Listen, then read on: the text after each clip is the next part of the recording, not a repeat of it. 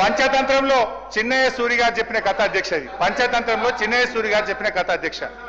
ఒక నక్క ఆహారాన్ని వెతుకుంటూ ఊర్లోకి వచ్చిందట అధ్యక్ష. అక్కడ రజకులు ఉపయోగించే నీలి రంగు ఉన్న తొట్టిలో పడిపోయింది. ఆ నక్కకి ఏమైపోయింది, ఆ తొట్టిలో పడితే ఆ నక్క ఒంటి నిండా నీలి రంగు అంటుకున్నది. ఆ నీలి రంగు అంటుకున్న తర్వాత అది మళ్ళీ అడవిలోకి పోయింది. ఇదేదో కొత్త జంతువు అనుకొని అడవిలో ఉన్న జంతువులన్నీ భయపడ్డాయట అధ్యక్ష.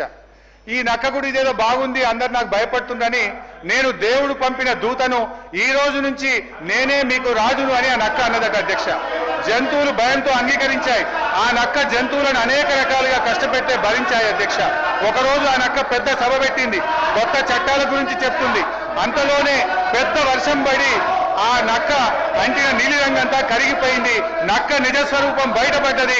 మాయ మాటలతో మారువేషాలతో పెట్టే భ్రమలు ఎక్కువ కాలంలో నిలవదు అన్నది ఆ యొక్క నీతి సూత్రం అధ్యక్ష. వీళ్ళ మాయ మాటలు కూడా ఎక్కువ కాలం నిలవవు. వీళ్ళ మాటలు, వీళ్ళ యొక్క నీతి ఈ రాష్ట్ర ప్రజలకు అర్థమైపోయింది.